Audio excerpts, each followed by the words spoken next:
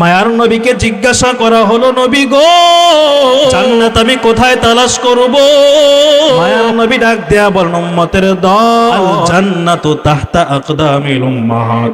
জান্নাত তুমি মক্কা মদিনায় পাইবা না, তুমি মসজিদে গেলেও বান্দা পাইবা। জান্নাত তুমি টঙ্গীর ইস্তেমায় গেলেও পাইবা না, নান্দা চরমনায়ের ময়দানে গেলেও পাইবা। জান্নাত যদি বান্দা তুমি খুঁজতে চাও, এত দূরে যাওয়া লাগবে না, তোর মা বাবার পায়ের নিচে আমি আল্লাহ জান্নাত রেখে দিয়েছি।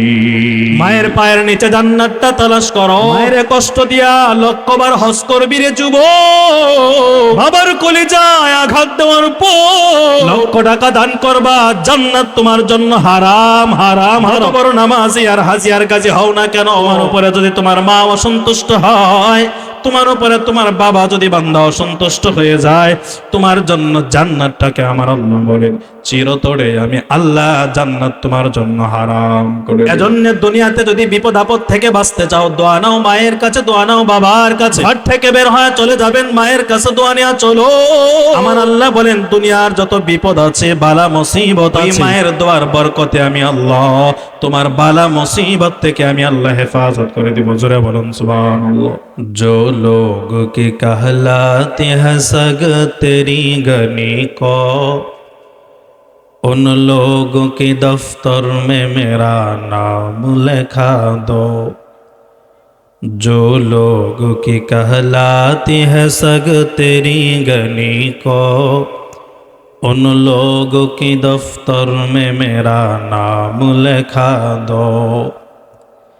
ऐ बहर करम सदका हुसैन बिन अली का, पैसा हो मुझे शरबत दीदार पिला दो।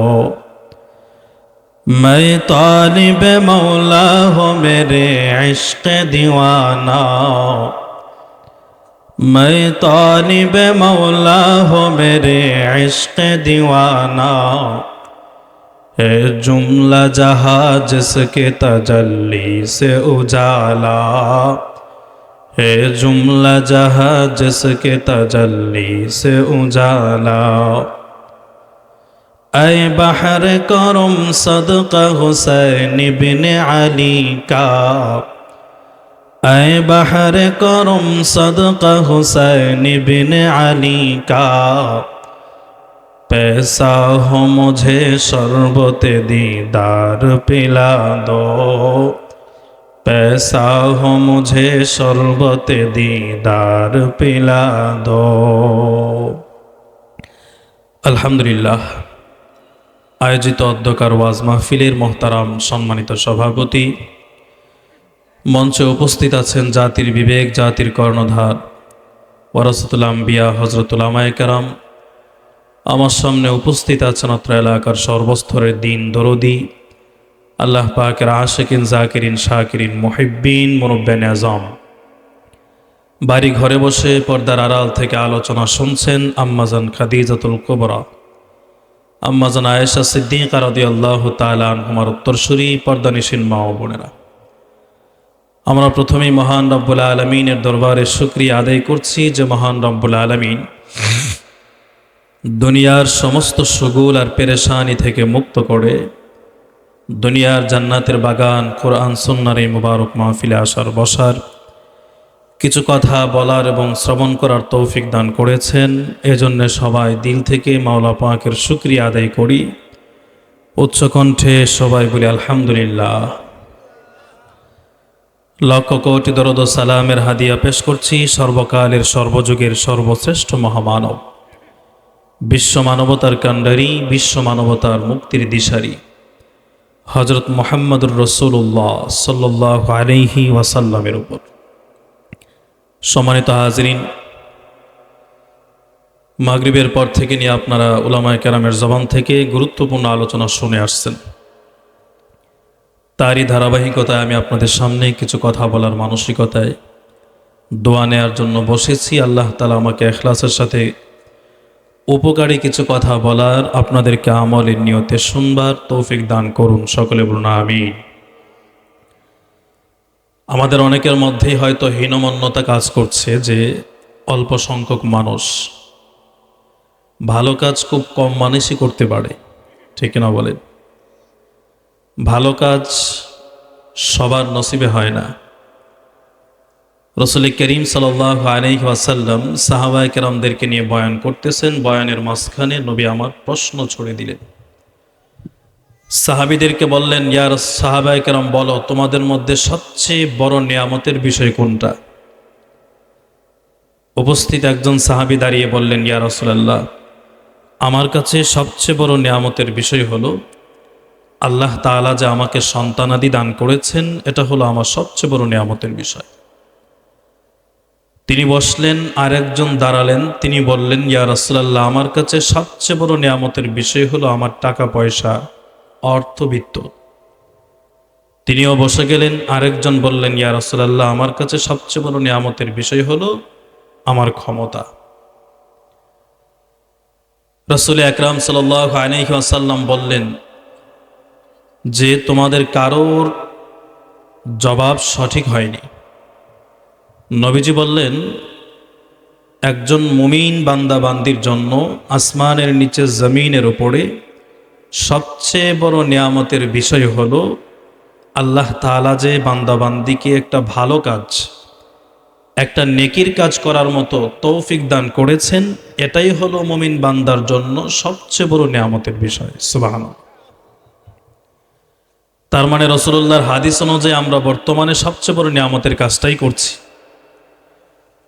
আরেক হাদিসে রাসূল করিম সাল্লাল্লাহু আলাইহি ওয়াসাল্লাম বলেন, দুনিয়াতে যেখানে কোরআন হাদিসের আলোচনা করা হয়, ওই জায়গাটা দুনিয়ার সাধারণ কোনো জায়গা থাকে না, এটা সরাসরি জান্নাতের বাগানে পরিণত হয়ে যায়। নাজালাত আলাইহিমুস সাকিনা, বান্দা যতক্ষণ পর্যন্ত বসে থাকবে আসমান থেকে রহমতের বৃষ্টি আল্লাহ তাআলা নাজিল করতে থাকবেন। অতএব হীনমন্যতায় ভোগার কোনো কারণ নাই। দুনিয়াতে দেখবেন অনেক মানুষ বিভিন্নভাবে তাদের সময়কে অতিবাহিত করে। সামনে আসতেছে নির্বাচন, দেখবেন অনেক কপাল পোড়া বদনসিব পছন্দের প্রার্থীর পেছনে ঘুরে ঘুরে সারা রাত কাটায় দেবে। আছে না এরকম? পছন্দের প্রার্থীর পেছনে ঘুরে সারা রাত কাটায় দেবে, এরকম বদনসিব আমাদের সমাজে আছে না নাই? আমি আপনাদেরকে জিজ্ঞাসা করি, পছন্দের প্রার্থীর পেছনে ঘুরে সারা রাত কাটায় দিলে কয়টা সওয়াব হবে? বলেন কয়টা? বরঞ্চ গুনাহ হওয়ারও সমূহ সম্ভাবনা রয়েছে। সওয়াব তো দূরের কথা, গুনাহ হওয়ার সম্ভাবনাই 100। কথা বলবো না, বাড়িতে নিয়ে যাও, তাদেরকে রেখে আসো, যাও ওদেরকে বাসায় রেখে আসো। তো যাই হোক, আমাদের হীনমন্যতায় ভোগার কোনো দরকার নাই। আমরা আল্লাহ পাকের রহমতের চাদরে বেষ্টনী হয়ে আছি। প্রিয় ভাইয়ের আমার, আমাকে বলা হয়েছে পিতামাতার খ্যাদমত সম্পর্কে বয়ান করার জন্য। তো আমার নির্ধারিত বিষয়ের উপরে কথা বলার জন্য আমি আপনাদের সামনে পবিত্র কালামুল্লাহর এক আয়াতের অংশ পড়েছি। আল্লাহ তাআলা বলেন, আনিশকুরুলি ওয়ালি ওয়ালিদাই, যে পৃথিবীর মানুষ, তোমরা তোমাদের পিতামাতার, আমি আল্লাহর কৃতজ্ঞতা আদায় করো, পাশাপাশি তোমাদের পিতামাতার কৃতজ্ঞতা আদায় করো। রব্বে কারিম বলেন, আমার শুকরিয়া আদায় করো, আমার কৃতজ্ঞতা করো, পাশাপাশি তোমরা তোমাদের মা বাবার কৃতজ্ঞতাও আদায় করো। মুফাসসিরিনে কেরাম বলেন, মা বাবার খ্যাদমত আমরা কেন করব, কেন সদাচার করব? বলে আল্লাহ হলেন আমাদের মালিক, আল্লাহ হলেন আমাদের খালিক। তিনি আমাদেরকে দুনিয়াতে প্রেরণ করেছেন তার ইবাদতের জন্য। আর দুনিয়াতে পাঠানোর যে মাধ্যম, সেটা হলো আপনার আমার পিতামাতা। 2 নম্বর কারণ, আপনার বাড়িতে একজন চাকর আছে, মনে করেন আপনার বাড়িতে কাজ করে, মাসে আপনি তাকে বেতন দেন। আপনি তাকে অর্ডার করলেন যে আগামীকাল সকালে দোকানে যে অথবা আমার জমিতে যে এই কাজটা তুমি প্রথমে করবা। তা আপনার বেতনভোগী চাকর বা কর্মচারী আপনার আদেশ মানতে বাধ্য, ঠিক কিনা বলেন? সেটা কয়বার বললে বাধ্য হয়? আপনি আপনার কর্মচারীকে আদেশ করবেন, সেটা কয়েকবার করতে হয় নাকি একবার বললেই যথেষ্ট?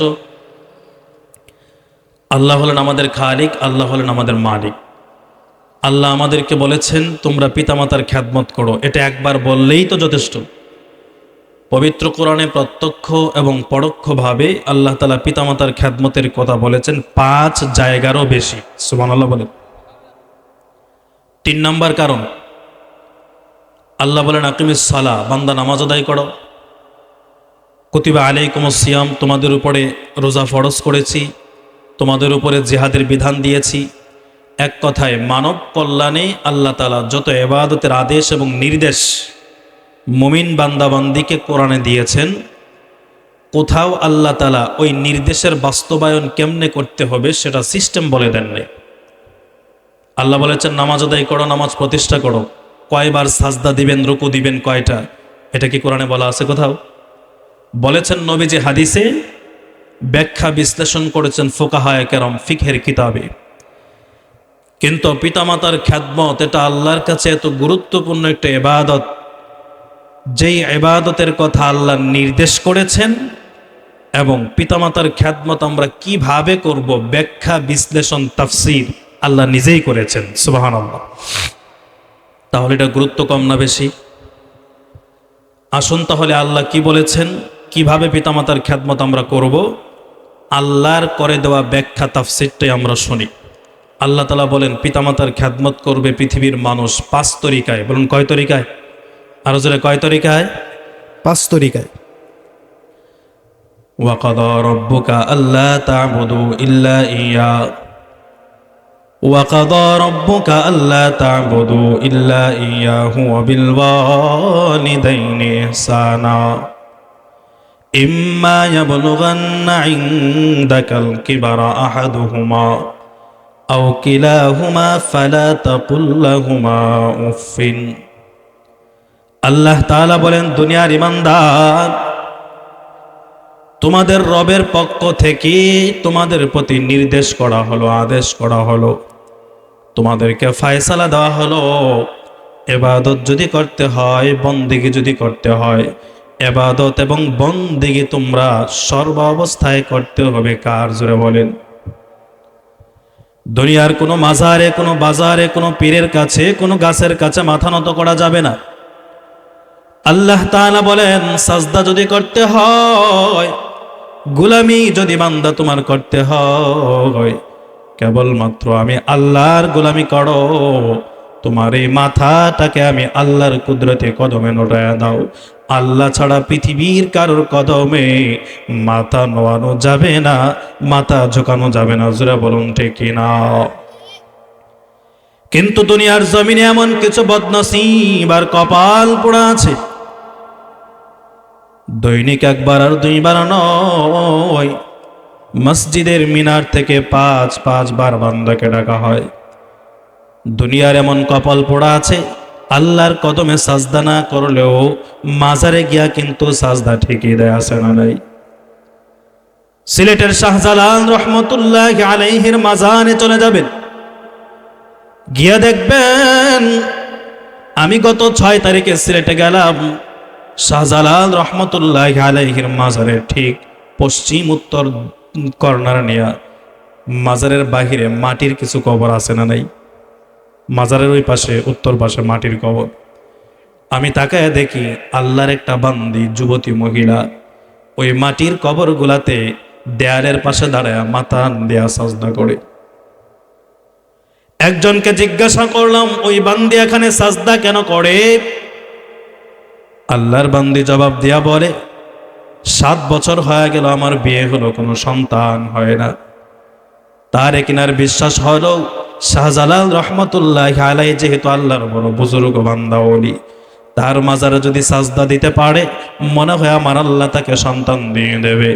আমার আল্লাহ বলে, বান্দারে,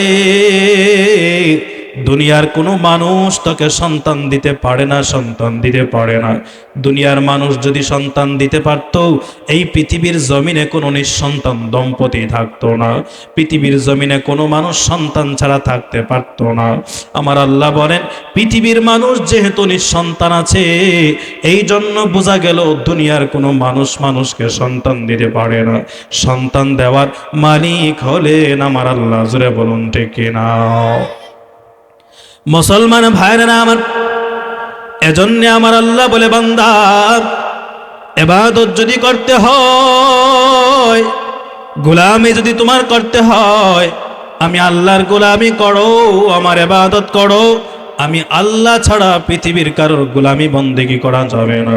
আমার আল্লাহ 2 নম্বর আদেশ বান্দাকে করেন, ওয়াবিল ওয়ালিদাইনি ইহসানা। আমার গোলামির পরে 2 নম্বরে তোমরা তোমাদের মা বাবার খেদমত করো, মা বাবার সাথে সদাচার করো। কেমনে মা বাবার সাথে সদাচার করবা গোলাম জানো?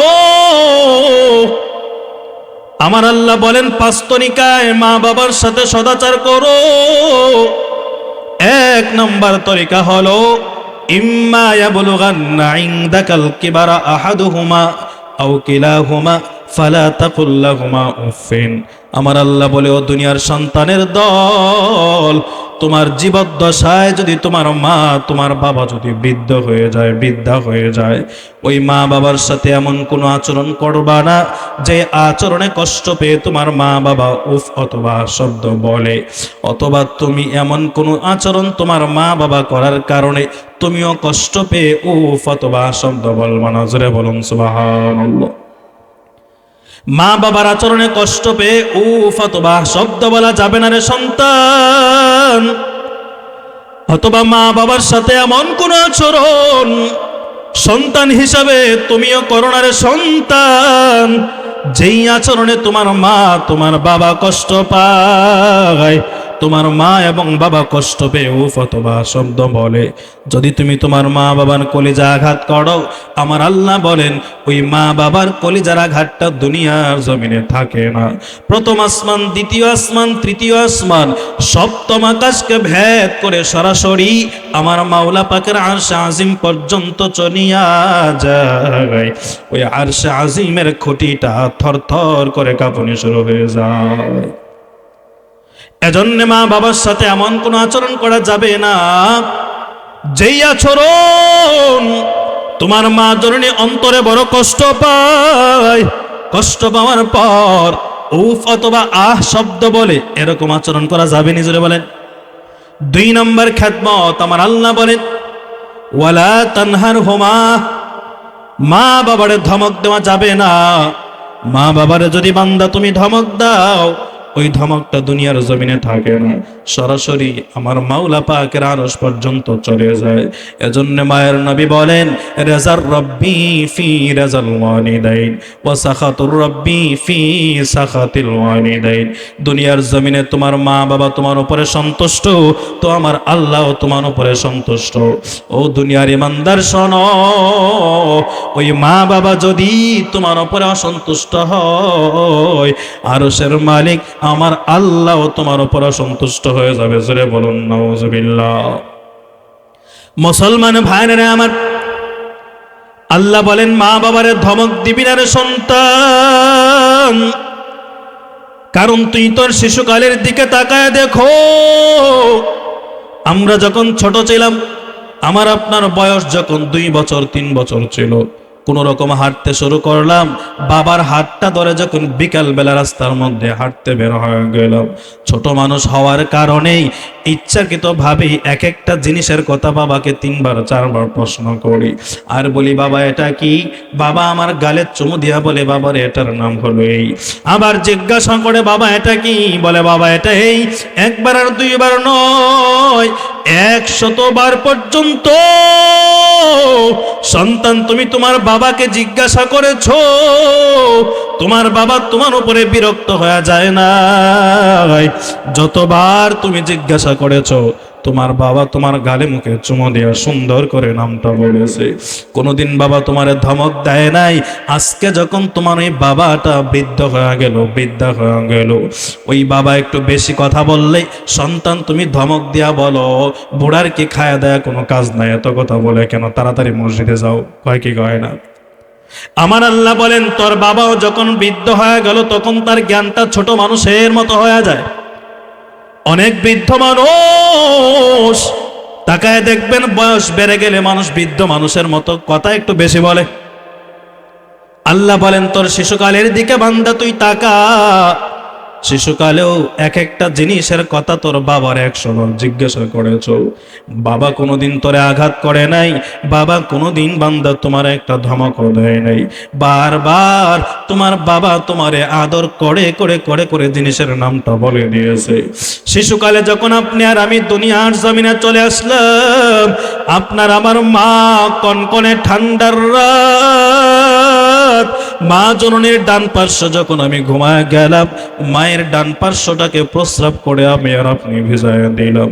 মা জননী তখন ভিজা বিছানায় শুইয়া আপনাকে আমাকে আদর করে বাম পার্শ্বের মধ্যে শোয়া দিল। বাম পার্শ্বে যখন আপনাকে আমাকে মা জননী শোয়া দিল, বাম পার্শ্ব আমি বিছানায় প্রস্রাব করে দিলাম। ওই মা জননী তখন তোমারে আমারে ধমক দিয়া ফেলে দেয় না রে সন্তান। ওই মা এবার চিন্তা করে আমার সন্তানটা ডানেও প্রস্রাব করলো, বামেও প্রস্রাব করলো, পুরা বিছানাটা ভিজায়া দিল, এবার আমার সন্তানটাকে আমি কোথায় রাখবো, কোথায় রাখবো? সন্তানটারে ধমক দেয় না, মা জননী তখন তোমারে আমারে বুকের উপরে শোয়াইয়া সারাটা রাত কাটায় দেয়, এরপরও একটা বাড়ির জন্য ধমক দিয়া ফেলা দেয় না। জোরে বলুন ঠিক কিনা?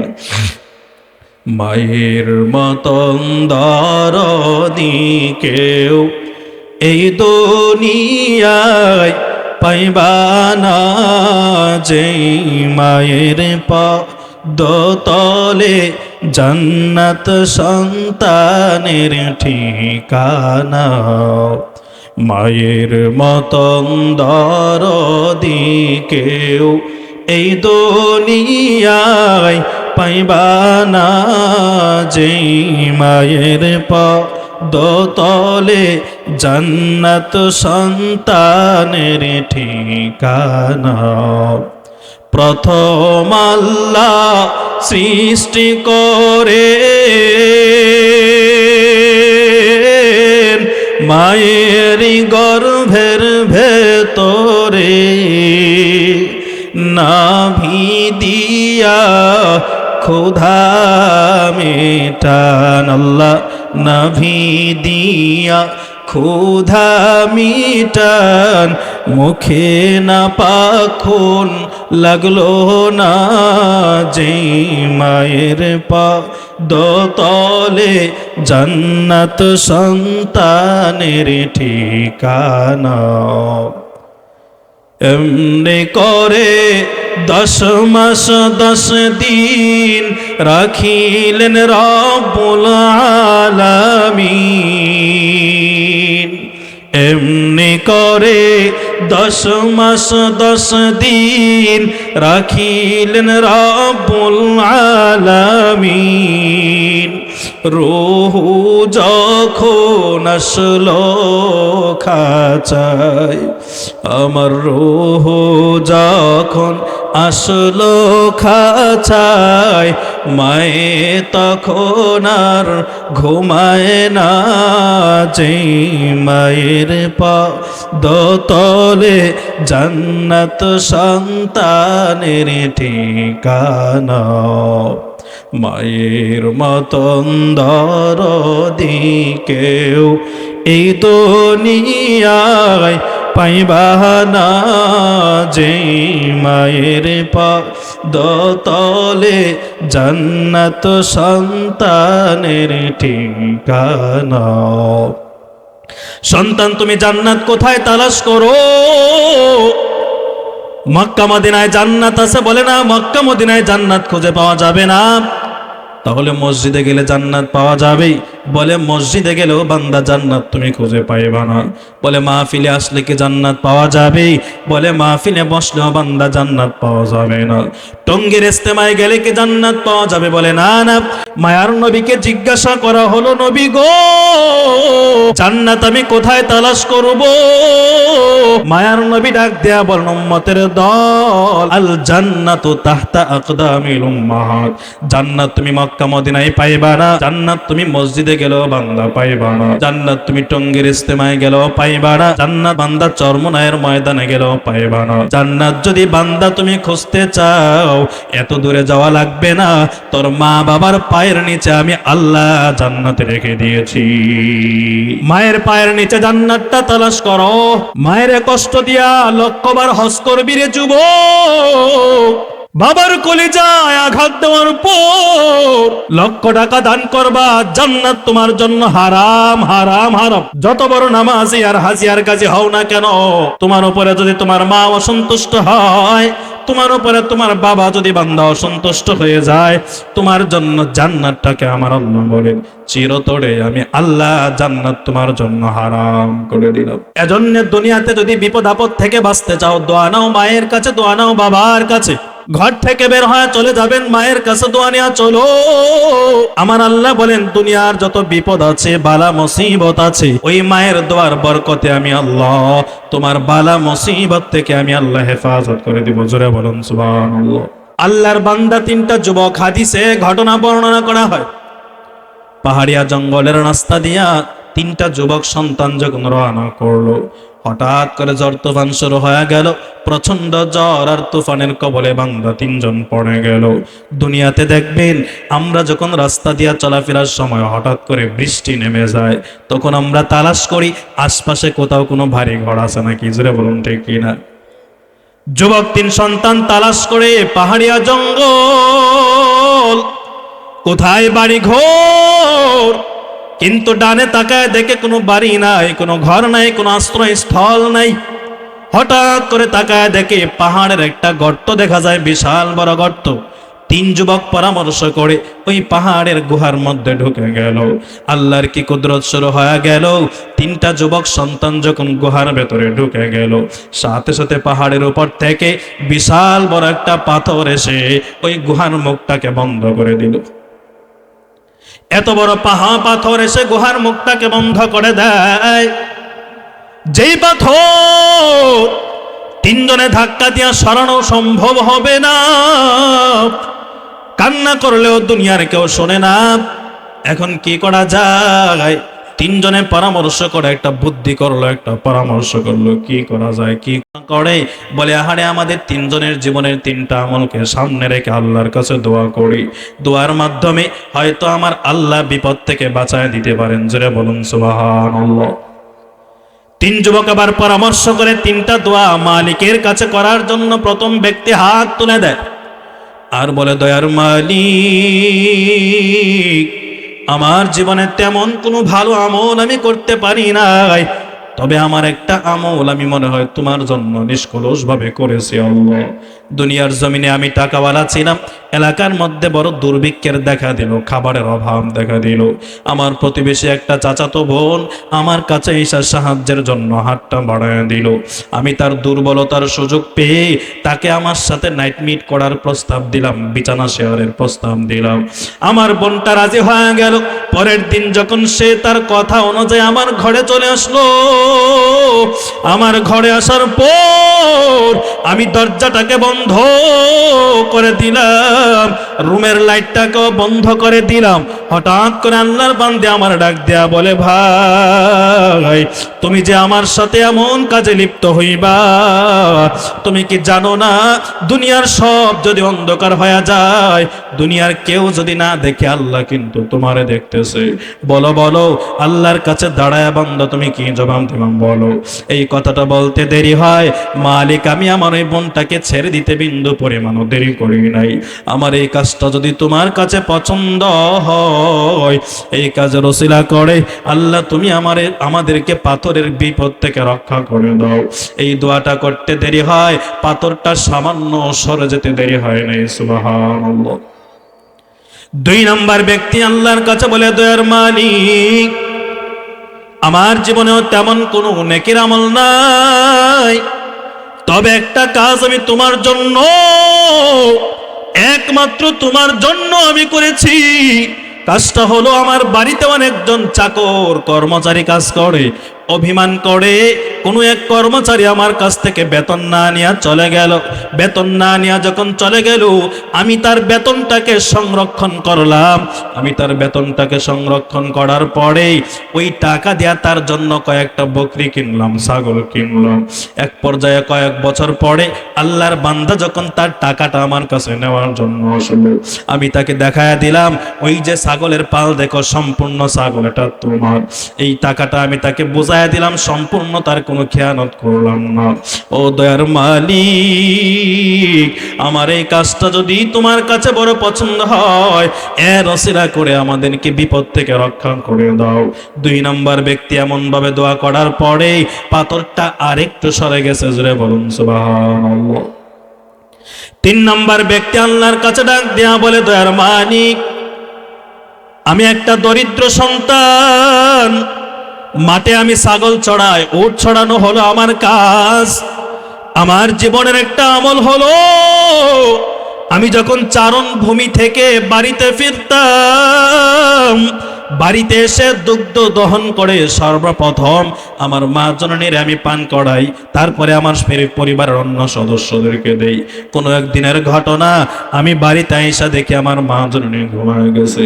গভীর রাত, এদিকে আমার সন্তানগুলো খাবারের জন্য কান্না করে করে ঘুমায় গেছে। আমি বাড়িতে আসার পরে আমার কণ্ঠ শুনে আমার সন্তানগুলো ঘুম থেকে জাগ্রত হয়ে গেল। জাগ্রত হয়ে ডাক দিয়া বলে, আব্বু জান, খাবারের কারণে বড় কষ্ট, আমাকে খাবার দাও, আমাকে দুগ্ধ দাও। আমি আমার সন্তানগুলোকে বললাম, সম্ভব হবে না, যতক্ষণ না পর্যন্ত আমি আমার মা জননীকে দুধ পান করাবো, ততক্ষণ পর্যন্ত তোমাদেরকে আমি দুধ দিব না। আমার সন্তানগুলো আমার পায়ে জড়ায় জড়ায় কান্না করে, তারপরে আমি সন্তানগুলোকে দুধ দিলাম না। আমার মায়ের শিওরের মধ্যে দুধের পেয়ালা নিয়ে আমি দাঁড়ায় আছি। হঠাৎ করে রাত্র যখন গভীর হয়ে গেল, রাত্র গভীর হয়ে যাওয়ার পর আমি তাকায় দেখি আমার মা ঘুম থেকে জাগ্রত হয়ে গেল। মা আমার তাকায় দেখে আমি সন্তান তার শিওরের মধ্যে দুধের পেয়ালা নিয়ে দাঁড়িয়ে আছি। আমি আমার মা জননীকে দুধ পান করাইলাম, তারপরে আমার সন্তান পরিবারের অন্য সদস্যদেরকে পান করাইলাম। ও দয়ার মালিক, আমার এই কাজটা যদি তোমার কাছে পছন্দ হয়, এই বিপদ থেকে আমাদের কি রক্ষা করো। এমন ভাবে বান্দা যখন দোয়া করলো, সাথে সাথে পাথরটা পুরাপুরি সরে গেল। ওই দোয়ার কারণে, মায়ের খেদমতের সামান্য দোয়ার কারণে আমার আল্লাহ এই 3 যুবককে বিপদ থেকে রক্ষা করে দিয়েছেন। জোরে বলুন সুবহানাল্লাহ। আর জোরে একসাথে আওয়াজ দিয়া বলো না রে বাবা, সুবহানাল্লাহ। মায়ের দোয়া লও হে মুমিন, মায়ের দোয়া লও, বিপদে পড়বে না তুমি যখন যেথায় যাও। বিপদে পড়বে না তুমি যখন যেথায় যাও। মায়ের দোয়া লও হে মুমিন, মায়ের দোয়া লও, মায়ের দোয়া লও হে মুমিন, মায়ের দোয়া লও। মায়ে যখন দোয়া করে চলে যায় আরশ পড়ে। মায়ে যখন দোয়া করে চলে যায় আরশ পড়ে। সাথে সাথে কবুল হয়ে ফল দেখিতে পাও, সাথে সাথে কবুল হয়ে ফল দেখিতে পাও। মায়ের দোয়া লও হে মুমিন, মায়ের দোয়া লও, মায়ের দোয়া লও হে মুমিন, মায়ের দোয়া লও। মুসলমান ভাইরা আমার, এজন্য আমার আল্লাহ বলে, বান্দা ওয়ালা তানহার হুমা, মা বাবারে ধমক দিবি না রে সন্তান। এটা হলো মা বাবার 2 নম্বর খেদমত। 1 নম্বর খেদমত হলো মা বাবার সাথে এমন কোনো আচরণ করা যাবে না যেই আচরণে মা কষ্ট পেয়ে উফ অথবা আহ বলে। 2 নম্বর হলো ওয়ালা তানহারহুমা, মা বাবার ধমক দেওয়া যাবে না। 3 নম্বরে আমার আল্লাহ বলেন ওয়াকুল লাহুমা কাওলান কারীমা, মা বাবার সাথে সম্মানসূচক শব্দ ব্যবহার করে করে বান্দা কথা বলো। মায়ের সামনে যখন দাঁড়ায় যাইবা এমন ভাবে উচ্চ কণ্ঠে কথা বলা যাবে না, বাবার সামনে উচ্চ কণ্ঠে কথা বলা যাবে না। আমার আল্লাহ বলেন ওয়াকুল লাহুমা কাওলান কারীমা, মা বাবার সাথে সম্মানসূচক শব্দ ব্যবহার করে কথা বলো। কাওলান কারীমা কাওলান সাহলা, সহজ সহজ ভাষায় কথা বলো। মনে করেন আপনাদের এলাকার কোনো একটা যুবক সন্তান বড় শিক্ষিত হয়ে গেছে, বড় ইঞ্জিনিয়ার হয়ে গেছে, বড় ডাক্তার, বড় ডক্টর হয়ে গেছে, ঢাকার শহরে বান্দা থাকে। গ্রামে আসার পর ওই মায়ের সাথে ঢাকার ভাষায় কথা বলা যাবে? জোরে বলেন। আল্লাহ বলেন ওয়াকুল লাহুমা কাওলান কারীমা, মা বাবার সাথে সহজ ভাষায় কথা বলো। এমন কোন শব্দ চয়ন করে বান্দা তুমি কথা বলবা না যে শব্দ চয়ন করলে তোমার মা তোমার কথাই বুঝে না। ঢাকার ভাষায় কথা বললে আপনাদের এলাকার মায়েরা বুঝবে নাকি? এজন্য আমার আল্লাহ কত চমৎকার খেদমতের কথা আমার আল্লাহ বলেন। আল্লাহ বলেন 3 নম্বর খেদমত করো, মায়ের সামনে দাঁড়ায় বান্দা যখন তুমি কথা বলবা ওয়াকুল লাহুমা কাওলান কারীমা কাওলান সাহলা, সহজ সহজ ভাষায় বান্দা তুমি কথা বলবা। সুবহানাল্লাহ বলে। মুসলমান ভাইরা আমার জীবনের একটা কারগুজারি আপনাদেরকে শোনায় দেই। আমার জীবনের পড়াশোনার বিশাল একটা অংশ আমি কাটিয়েছি কুষ্টিয়া, ঝিনাইদহ, যশোর এলাকায়। আপনারা যারা সচেতন মানুষ আছেন আপনারা দেখবেন বাংলাদেশের সব জেলা এবং বিভাগের ভাষার তুলনায় কুষ্টিয়া, ঝিনাইদহ, যশোর ওইসব এলাকার ভাষা কিন্তু অনেকটাই শুদ্ধ ভাষা, ঠিক না বলে? 90% ভাষা হলো বইয়ের মতো কথা বলে তারা। তো আমি যেহেতু দীর্ঘদিন সেখানে ছিলাম, সেখানে থাকার সুবাদে অনেকটাই ভাষা তাদের মতো কথা বলতাম। হঠাৎ করে একদিন আমার মা জননী বাড়ির থেকে মোবাইল দিল, ফোনটা রিসিভ করে দেখলাম মায়ের কণ্ঠ। এমত অবস্থায় আমি আমার বন্ধু বান্ধবের সাথে বসে বসে গল্প করলাম। হঠাৎ করে মায়ের মোবাইল থেকে রিং চলে আসলো। মা জননী যখন আমাকে জিজ্ঞাসা করলেন, আমি আমার মায়ের মতো করে কথা বলা শুরু করলাম। আমি আমার গ্রামের ভাষায় মায়ের সাথে কথা বলা শুরু করলাম। আমার বন্ধু বান্ধবেরা ডানে বামে থাইকা হাসে আর বলে, তুই আমাদের সাথে কথা বললে কেমনে কথা বলো, আর তোর মায়ের সাথে কথা বললে কেমনে কথা বলো। আমি তাদেরকে ডাক দিয়া বললাম, ওরে বন্ধুরা শোনো, আমি আমার মায়ের সাথে গ্রামের ভাষায় কেন কথা বলি তুমি জানো নি? আমার আল্লাহ বলেছেন ওয়াকুল লাহুমা কাওলান কারীমা, মায়ের সাথে কাওলান সাহলা, সহজ ভাষায় কথা বলো। যেই ভাষা বললে তোমার মা বুঝে ওই ভাষায় কথা বলো। এবার যদি আমি তোমাদের মতো করে মায়ের সাথে কথা বলি, আল্লাহর আদেশ লঙ্ঘন হবে, আমার মা কথা বুঝবে না, এটা বেয়াদবি হবে। সুবহানাল্লাহ বলেন। এই জন্য আমি তোমাদের মতো কথা না বলে আমার মায়ের মতো কথা বললাম। ও যুবক সন্তান, যত বড় শিক্ষিত, যত বড় কলামিস্ট, লেখক, সাংবাদিক আর বিজ্ঞানী তুমি হও না কেন, মায়ের কাছে কোনো সন্তান কোনোদিন সাংবাদিক হতে পারে না। বাবার কাছে কোনো সন্তান কোনোদিন প্রফেসর হতে পারে না। মা বাবার কাছে কোনো সন্তান কোনোদিন ইঞ্জিনিয়ার হতে পারে না। মায়ের সামনে সন্তান আব্দুর রহমান, আব্দুল্লাহ নাম ধরেই মা ডাকে, ঠিক না বলেন? এজন্য আমার আল্লাহ বলে, বান্দারে তুমি যখন তোমার মায়ের সাথে বাবার সাথে কথা বলবা, কাওলান কারীমা, সম্মানসূচক শব্দ ব্যবহার করে করে কথা বলবা। জোরে বলুন সুবহানাল্লাহ। মুসলমান ভাইরা আমার, 4 নম্বর খেদমত আমার আল্লাহ বলেন ওয়াকফিজ লাহুমা জানাহাদ যুল্লি মিনার রাহমা। ও দুনিয়ার সন্তানের দল, তুমি যখন তোমার মায়ের সাথে বাবার জন্য, মা বাবার জন্য তোমার বিনয়ের বাহুটাকে বেছা দাও, বলে কেমন ভাবে বিনয়ের বাহু বিছায় দিবা জানো? যেমনি ভাবে শিশুকালে তোমার মা বাবা তোমার জন্য তোমার বিনয়ের বাহুটাকে বিছায় দিল। আমার আল্লাহ বলেন ওয়াকফিজ লাহুমা জানাহায যুল্লি মিনার রাহমা, তোমার মা বাবা যখন বৃদ্ধা হয়ে যায় তখন তুমি তাদের জন্য তোমার বিনয়ের বাহুটাকে বিছায় দাও। জোরে বলুন সুবহানাল্লাহ।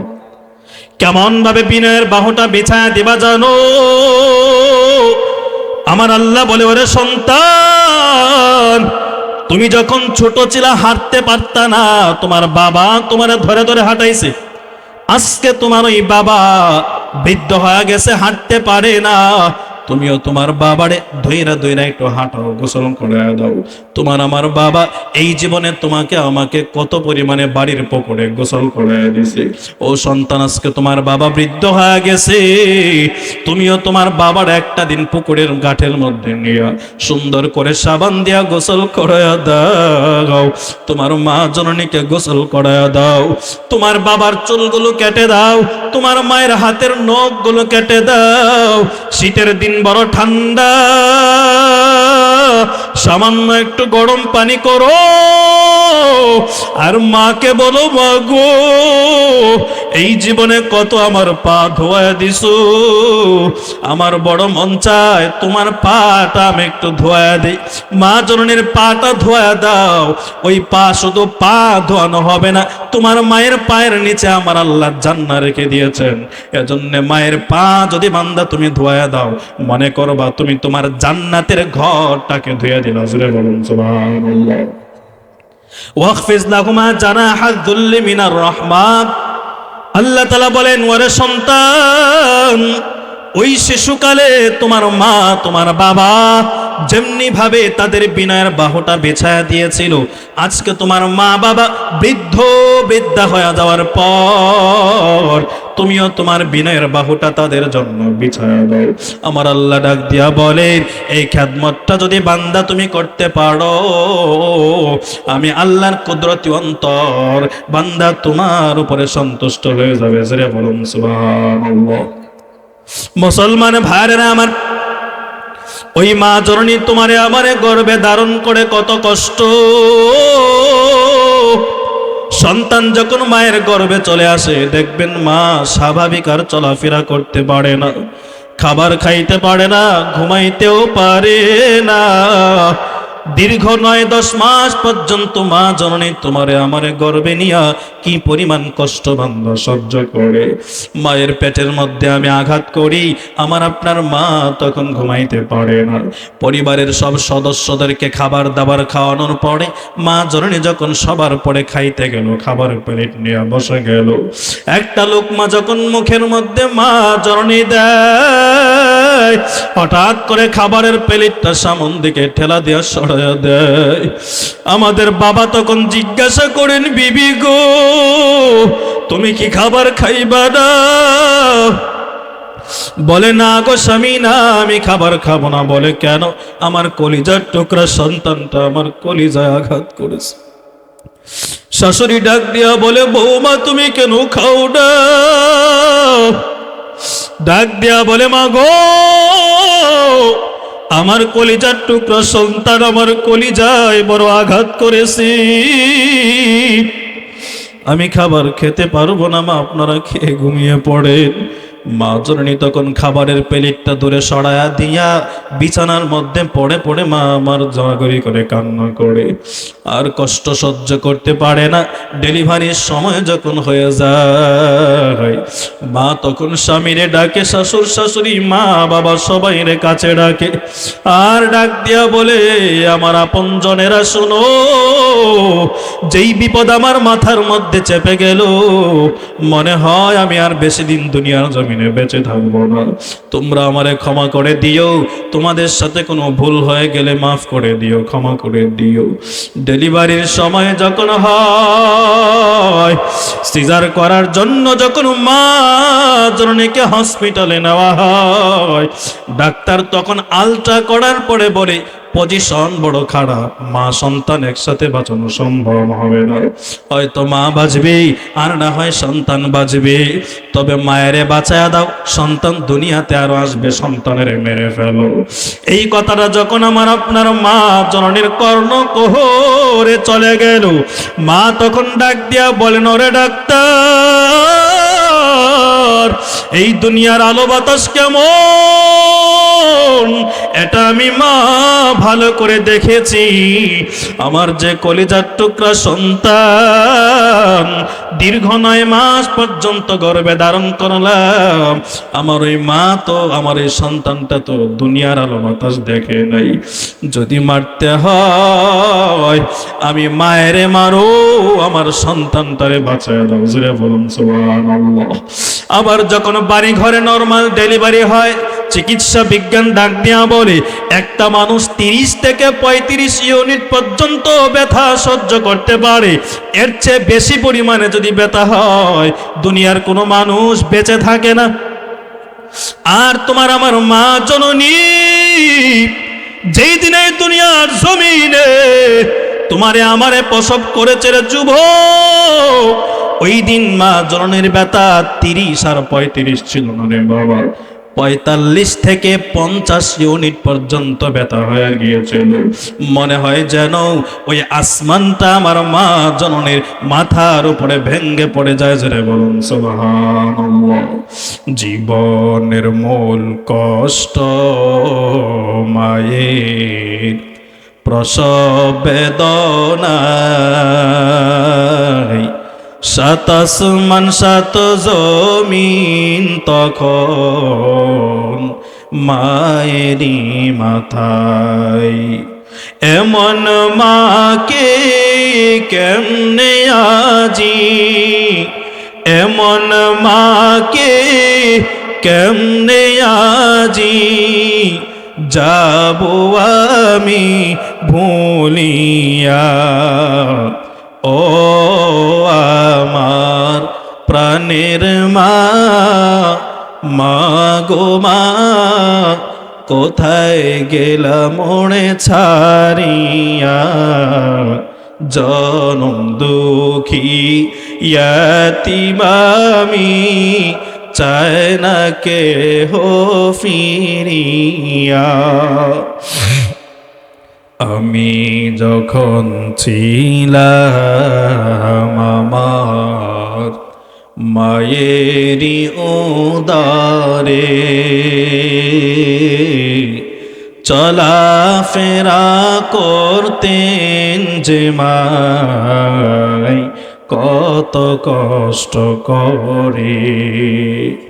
আমি যখন ছিলাম আমার মায়েরই উদরে, চলাফেরা করতেন যে মাই কত কষ্ট করে। আমার সুন্দর মুখ দেখে মায়ের, আমার সুন্দর মুখ দেখে মায়ের ব্যথা যায় দে হাসায়া। ও আমার প্রাণের মা, মা গো মা, কোথায় গেলা মনে ছাড়িয়া।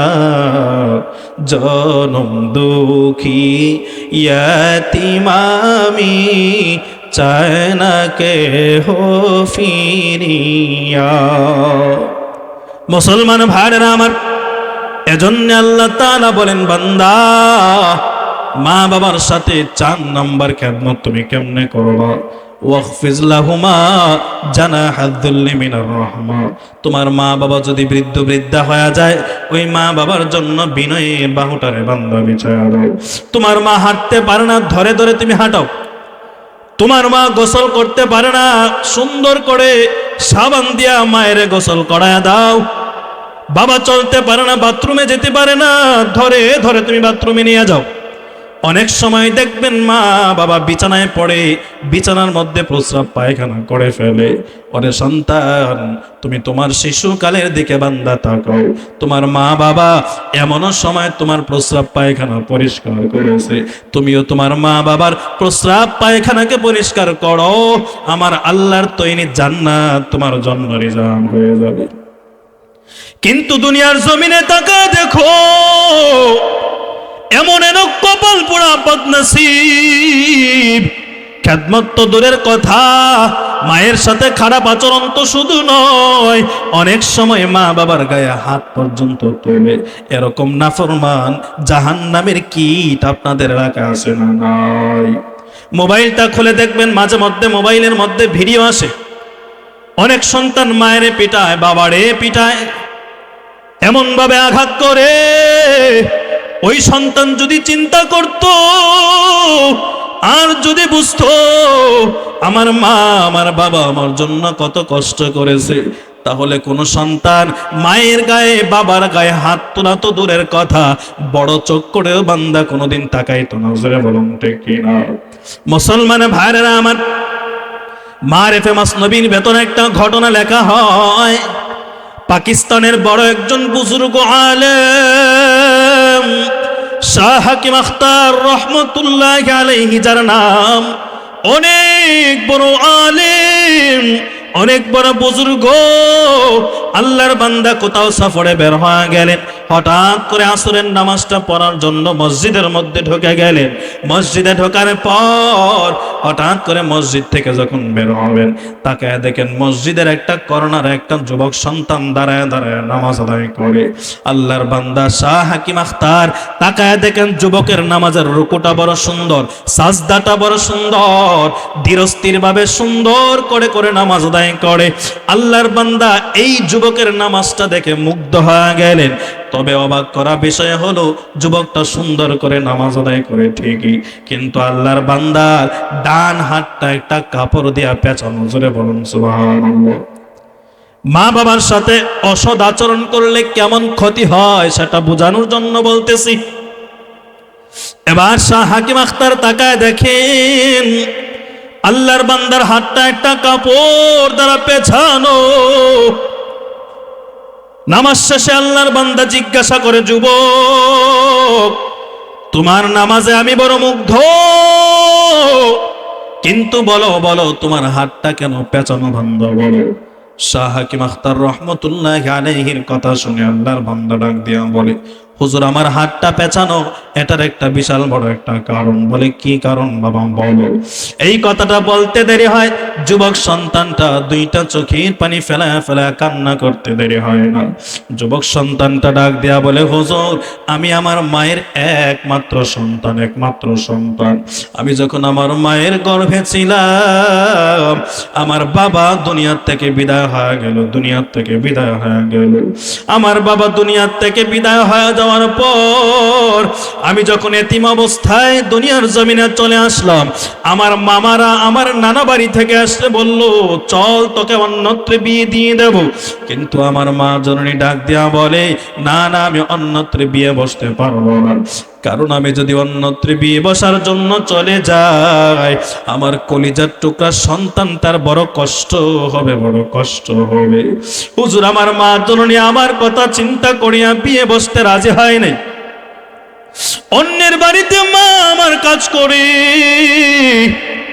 এদিকে আমাকে একটা স্কুলের মধ্যে ভর্তি করে দেন। অন্যের বাড়িতে কাজ করে করে মা আমারে পড়াশোনার খরচ চালে, আমার ভরণ পোষণ করে।